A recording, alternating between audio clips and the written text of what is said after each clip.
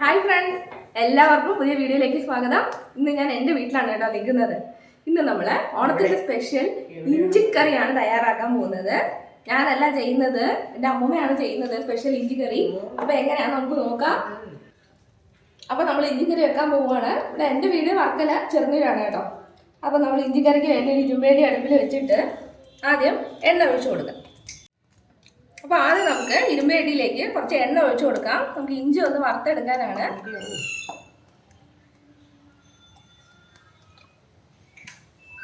അരക്കിലോ ഇഞ്ചി ഇതുപോലെ തൊലി കളഞ്ഞ് ചെറിയ കഷ്ണങ്ങളാക്കി വട്ടത്തിൽ ഒന്ന് മുറിച്ച് വെച്ചേക്കും. അപ്പോൾ എണ്ണ നന്നായിട്ട് ചൂടായിട്ടുണ്ട്. നമുക്ക് ഇഞ്ചി ഇട്ട് കൊടുക്കാം. മൊത്തം ഇടണം, കുറേശ്ശെ ഇട്ട് വറുത്തെടുക്കാം.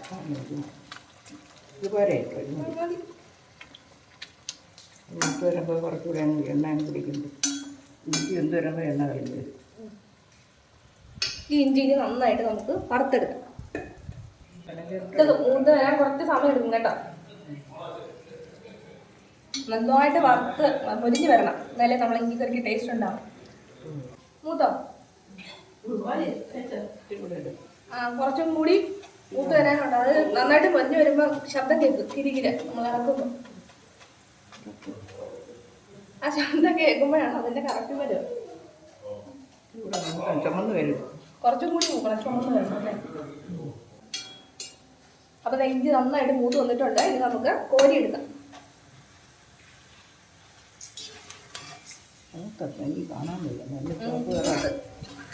തീ കുറച്ചിട്ട് ഇഞ്ചി കോരി എടുക്കും. നമുക്ക് പൊടിഞ്ഞ് കിട്ടിയാൽ മതി, മൂക്കണതാണ്. അപ്പോൾ ഇഞ്ചിയൊക്കെ മൂത്തിട്ടോട് നമുക്ക് കോരിയെടുക്കാം. ഇത് നന്നായിട്ട് പൊടിഞ്ഞ് കിട്ടിയാൽ മതി കേട്ടോ. അപ്പം നല്ല ക്രിസ്പി ആയിട്ട് കിട്ടണം, അല്ലെങ്കിൽ അത് പൊടിഞ്ഞ് കിട്ടത്തില്ല. ഇനി എന്തോ ചെയ്യേണ്ടത്? അതിന് ഇഞ്ചി വറുത്ത അതേ എണ്ണയിലോട്ട് ചെറിയ ഉള്ളി വട്ടത്തിൽ കനം കുറച്ച് അരച്ചത് ഇട്ട് കൊടുക്കാം.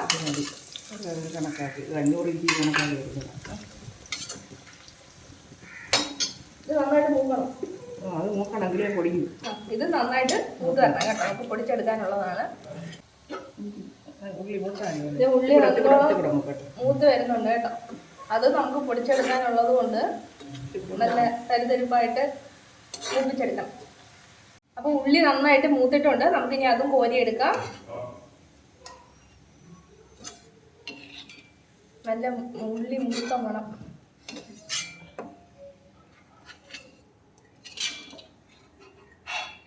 ഇനി ഉള്ളി മൂത്ത അതേ എണ്ണയിലോട്ട് എന്തോ പച്ചമുളക് ചെറുതായിട്ട് അരിഞ്ഞത്.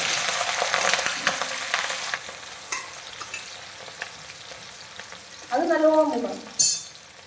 അത് പൊടിച്ചെടുക്കാനല്ലേ. അപ്പൊ അത് നന്നായിട്ട് മൂക്കണം കേട്ടോ. അത് നമുക്ക് പൊടിച്ചെടുക്കാനുള്ളതാണ്.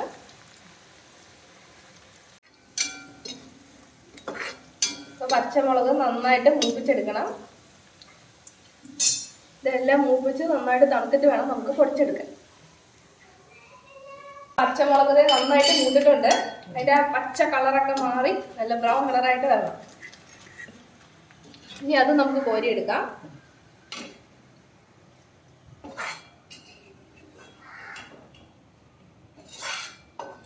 ഇനി എന്തുണ്ട്?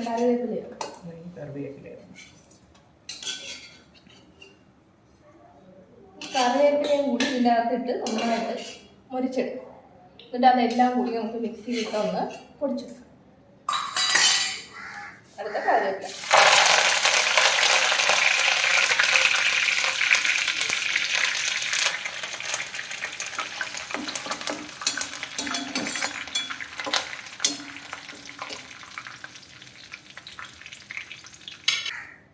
എല്ലാ സാധനങ്ങളും മൂത്ത് വരുമ്പോൾ കിരികിര ശബ്ദം കേൾക്കും. അതാണ് നമ്മളെ ഇളക്കുമ്പോൾ.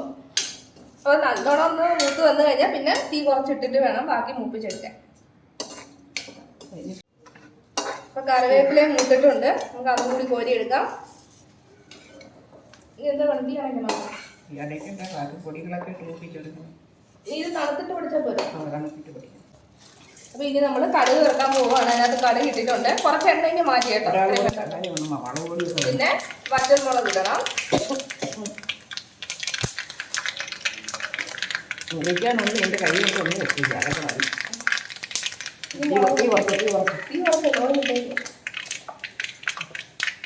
മുളക് പൊടി അലക്കി ഒരു 5 സ്പൂൺ.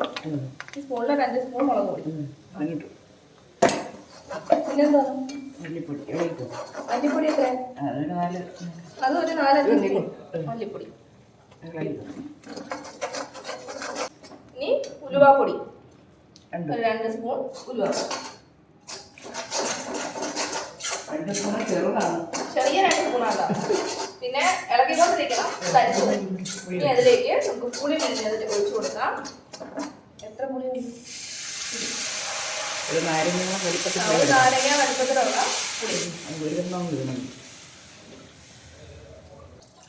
പുളി പിഴിഞ്ഞത് മതിയാവോ? ഒരു നാരങ്ങ വലുപ്പത്തിലുള്ള പുളി പിഴിഞ്ഞതാണ്. ഇനി നല്ലോണം തിളക്കണ്ടേ? ഉപ്പിടണം.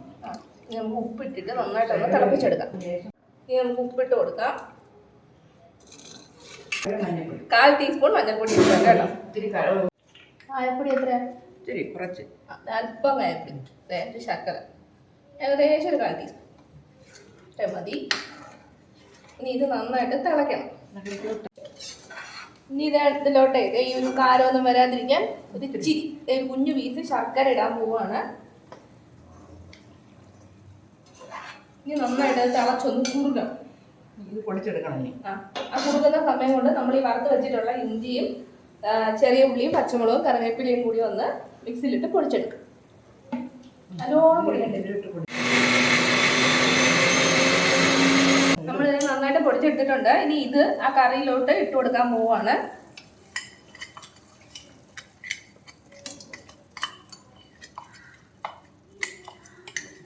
ബാക്കി ഇഞ്ചിയും കൂടി പൊടിച്ചത് ഇതിലോട്ടൊന്ന് ചേർത്ത് കൊടുക്കുക. പിന്നെ കുറച്ചൊന്ന് കുറുകിപ്പോയാൽ നമ്മൾ ഒന്നുകൂടി ചൂടുവെള്ളം അല്ലെങ്കിൽ കുറച്ചും കൂടി പുളിവെള്ളം ചേർത്ത് കൊടുത്താൽ മതി. കുറച്ചും കൂടി പുളിവെള്ളം ചേർത്ത് കൊടുക്കാം കേട്ടോ. കുറിയോ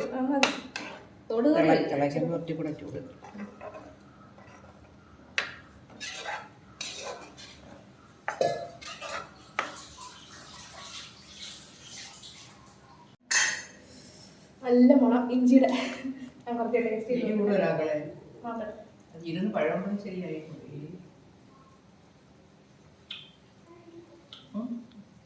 അല്ലപ്പൊളി നല്ല എരി പുളിയോടും കൂടി നിൽക്കായി. എരിവും കൂടെ അതിന്റെ തൊട്ട് താഴെ വരും. അഥവാ കൂടുതലാണെങ്കിൽ ശകലം കർപ്പൂരം ചേർത്ത് കൊടുത്താൽ മതി. അപ്പൊ അതിന് ശരിയാവും. അത് മതിയാ? മതി. തീ ഉണക്കി മതി. ഇനി നമുക്ക് തീ ഓഫ് ചെയ്യാം. ഇഞ്ചിക്കറി റെഡി ആയിട്ടുണ്ട്.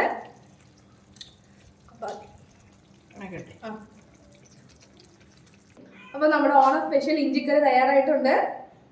വീഡിയോ ഇഷ്ടപ്പെട്ടെങ്കിൽ ചാനൽ സബ്സ്ക്രൈബ് ചെയ്യണേ. പുതിയൊരു വീഡിയോ നമുക്ക് വീണ്ടും കാണാം. അതുവരെ ബൈ ബൈ.